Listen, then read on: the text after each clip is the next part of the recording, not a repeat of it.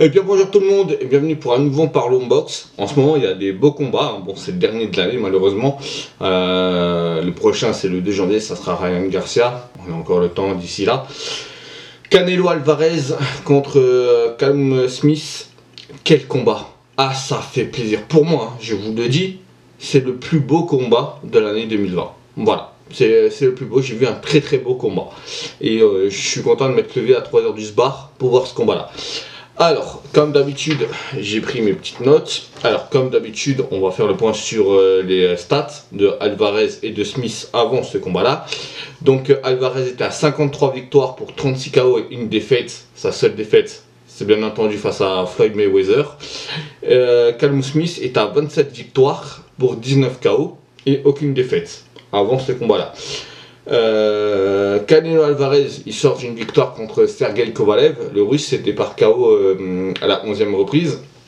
Et Callum Smith, il a battu John Ryder, alors je ne connais pas, mais Callum Smith, c'est aussi celui qui a battu notre Hassan Dam national au Madison Square Garden à New York.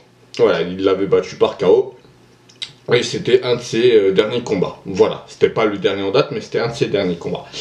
Ça s'est passé à San Antonio, voilà, ça s'est passé là-bas aux États-Unis.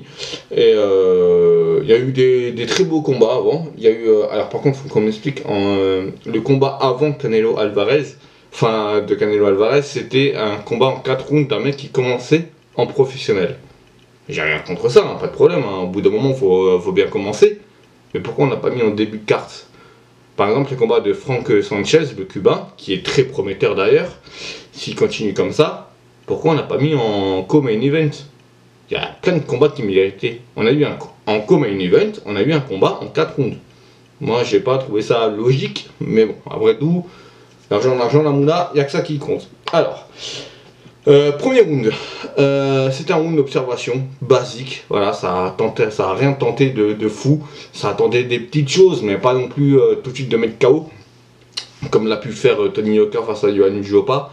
Mais voilà, alors j'ai donné le premier round à Callum Smith, parce que pour moi il avait tenté plus de choses, il avait osé plus de choses, même s'il n'avait pas touché beaucoup, et ni Canelo, mais comme il a tenté plus de choses, et qu'il s'est montré le plus agressif, pour moi il remporte ce round là. Ensuite, le deuxième, Canelo il commence à accélérer, mais le problème c'est qu'il accélère que sur 2 coups, il faisait gauche au corps et il remontait droite à la tête.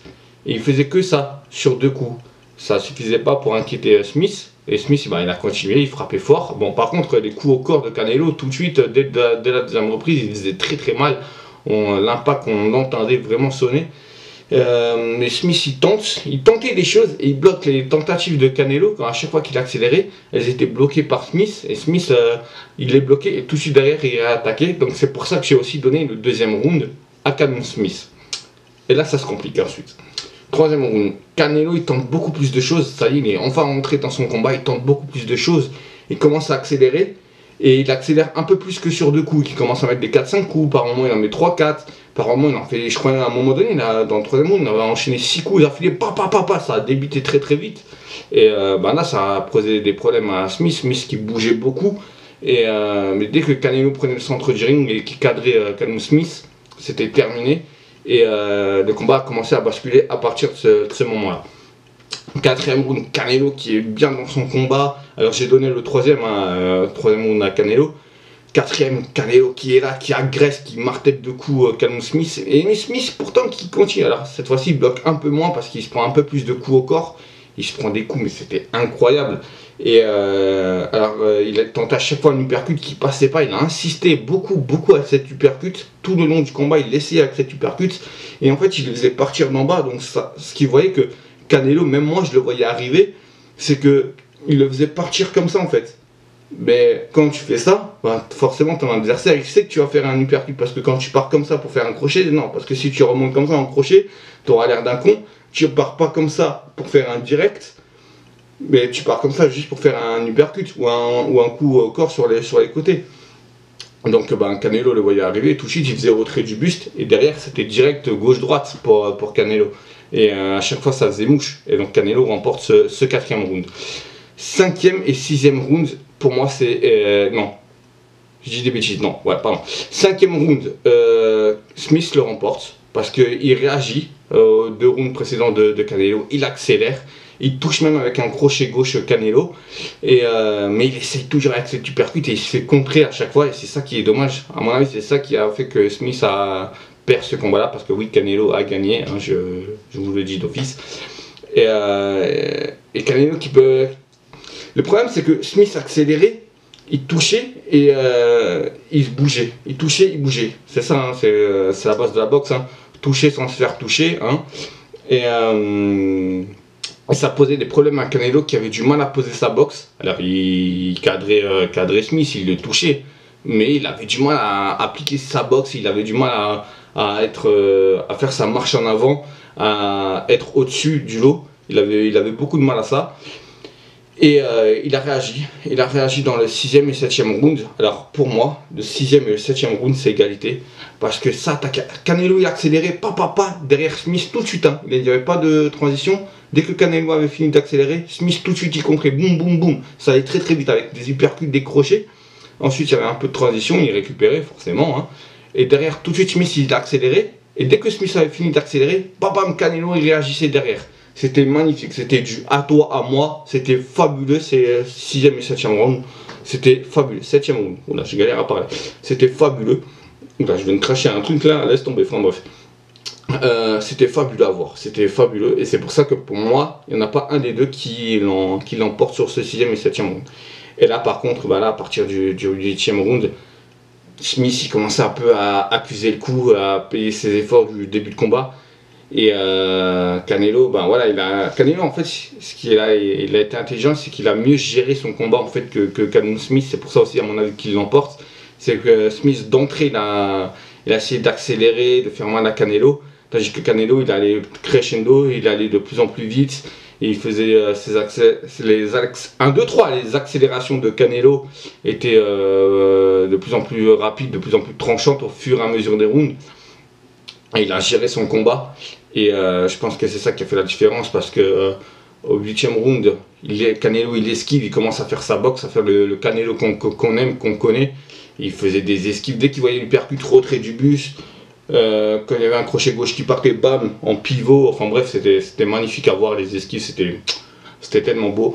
Et au 9e round, Smith il est au bord du chaos et les cordes il est retenu un peu par les cordes, et c'est pour ça qu'il tombe pas, et il sent qu'il va tomber. Et il est retenu par les cordes, et derrière tout de suite, pour pas que l'arbitre le compte, il enchaîne avec des coups, et sinon je pense que l'arbitre l'aurait compté. Et ensuite 10e, 11e, il était au bord du chaos, il était au bord, il essayait des choses, il continuait d'attaquer, mais il faisait plus des attaques aussi tranchantes qu'il faisait avant, parce qu'il prenait beaucoup de coups, des coups au corps, laisse tomber, il prenait des crochets gauche, il a pris à un moment donné, je crois que c'était dans le 8e ou 9e round, il se prend un crochet gauche ultra puissant. Il a fait tellement mal, il se prend un uppercut juste derrière après, c'était incroyable, et il a résisté à ça. D'ailleurs, il a été ouvert à l'œil gauche à partir du 8e ou du 9e round, il a été ouvert ouais, au 8e. Non, au 10e, pardon, au 10e round, il a été ouvert ici, au niveau de l'œil gauche. Et bon, ça l'a un petit peu gêné, mais rien de transcendant. Et au 12e, il essayé d'aller à la fin du combat, il s'accrochait beaucoup pour essayer d'aller à la décision. Et il a réussi, parce que Canelo, bah, même s'il a mieux géré ce combat-là, au bout d'un moment, tu sens quand même la fatigue. Hein, même que tu as préparé ce combat-là, tu t'appelles Canelo ou quoi, tu sens la fatigue. Hein. C'est pas des machines, hein, c'est des humains. Et ça allait à la décision. Canelo remporte ce combat-là. Logique, mais très serré comme combat. Alors, maintenant, comme d'hab, on va parler de ce qui pourrait arriver pour la suite. Alors, on m'a fait remarquer à juste titre, et c'est vrai, honte à moi, j'avais oublié que dans cette catégorie, il y a un des frères Charlo. Et il faut le mettre dans l'équation. Moi, ce que j'ai envie de voir, c'est, forcément, comme tout le monde, Canelo Alvarez contre Gennady Golovkin, dont on a parlé hier, qui a combattu hier, numéro 3. Une revanche. Il y a eu un nul, une défaite pour Golovkin. Ça serait bien qu'il y ait un 3e combat. Après, il y a le frère Charlo aussi, qui est en mesure de parler et de mettre des trucs sur la table. Je crois qu'il a une ceinture, il a la ceinture IBF ou WBA, je sais plus. Non, je crois qu'il a une ceinture WBC, mais il n'a pas l'officiel, parce que c'est Canelo qui l'a. ou l'inverse. Je sais plus trop. J'avoue que j'ai pas vérifié pour Charlot parce que ça fait un petit moment qu'il a combattu, ça fait 2 mois, 3 mois, 4 mois, quelque chose comme ça. Donc voilà. Et alors, est-ce que ça serait bien de faire Canelo Alvarez, Gennady Golovkin et ensuite le vainqueur prend Charlot? Mais moi je suis désolé, mais Smith il est en mesure de dire ouais mais moi je mérite une revanche contre Canelo Alvarez. Ou alors on met Callum Smith contre Gennady Golovkin et là on voit celui qui gagne il prend Canelo et ensuite celui qui gagne entre Canelo et Callum Smith ou Gennady Golovkin prend Charlot. Bon entre temps il y aura des combats de chauffe hein, bien évidemment mais ouais il y a ça promet entre ces trois là, enfin ces quatre là parce que pour moi cette division là elle va se jouer entre Canelo Alvarez, Callum Smith, s'il continue comme ça, s'il continue à faire des combats comme il a fait là. Il a fait une très belle boxe, j'ai adoré ce qu'il a fait. Pour moi, je vous dis, hein, c'était le plus beau combat de 2020. Et Golovkin et Charlot. On va voir ce qui va se passer. Dites-moi vous, en commentaire, ce que vous voulez voir comme combat. Dites-moi ce que vous avez pensé aussi de ce combat-là. Et on se retrouve très vite. Faites attention à vous, portez-vous bien. Ciao tout le monde. Peace.